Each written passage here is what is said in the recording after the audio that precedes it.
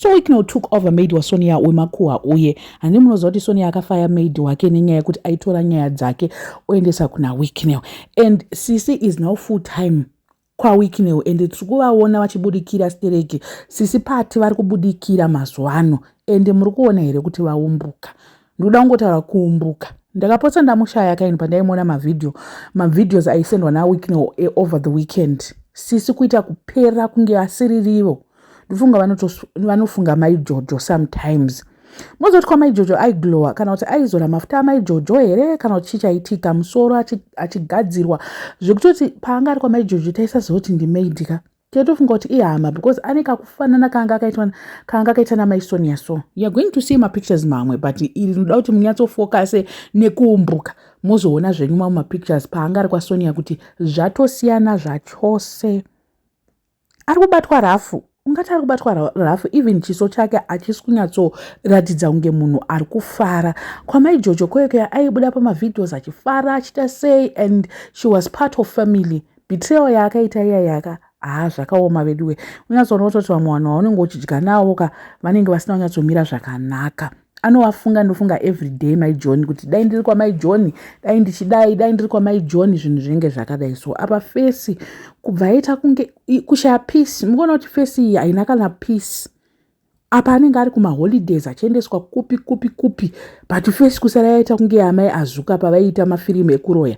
Apa ndo fesi yake iyi. Mukuiona fesi yake nefesi yatiri kubva kuona kuti yakasiyana sei. Kusiyana zvachose totally, kunge it's a different person. Zvototi ndaitoti ndiye here pati ndiye here uyu kana kuti mumwe munhu. Kubva aita kunge ameno kudaro. Munoziva kunge mai azuka mazuva aya avaiburitsa chidevil fish cheche. And I don't have chokwadi nazvo, but you can see munhu ari kutambudzwa, ari kushungurudzika, munhu ari kustresseka. Remember munhu akatengesa munhu akamutengera mota, akatengesa munhu akamuofa zvinhu zvakawanda, akataurwa speech yeday iri hamusi kuiziva speech iye kuti sisi vakataura kuti ndakabvira kudhara ndichichengeta naJojo and I've known a lot of countries because of chichi. Ame mwana akaita speech yekuti ndakauya ndikaitaura panapa, man, you can refer to the video. I did the speech here. Ndikati maid waSonia akatengerwa imba, akatengerwa motikari yacho muchaiona ipo panapa, motikari yake yakatengerwa. And I don't think kuti Weeknow trust her that much, because munhu akatengerwa imba nemota oofwa rimwe dhiri obvuma kubhitira munhu iyeye, because anenge achitoratidza kuti she's not loyal. The next person who is going to offer more achabhitira iye Weeknow wacho futi.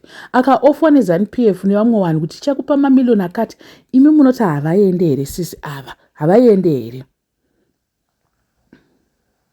Handizivi hangu, but fesi yake iri kungondiratidza kuti haisi kudya magrapes. Iri kungoita kunge munhu asiri kudya magrapes, kunge munhu asiri pahuchi nemukaka. So munhu ari muhuchi nemukaka oita kunge hameno, kunge skin yake yaitonyatsoratidza kuti aiwa aidya zvinhu zvakanaka, achinyatsoratidza kuglowa. But izvezvi sisi ndongoti muchadzingwa sembwa zvenyu, because Luluka achatozvionawo kuti munhu uyu vanototreda carefully naye uyu. Lulu anenge achiti akazondiitawo zvaakaita maiJoni, maona manje kuti panogona kutoitikawo rimwe dhiri rekutoti panogona kuita mumwe mukadzi kana kuti panogona kuita chii. Iye anenge akutora manje chiinformation futi akuendesa to the next wife. Sisi vakakanya, hande kunyepa ipapo makakanya sisi. I don't know what you are supposed to do, but in life, don't bite the hand that feeds you.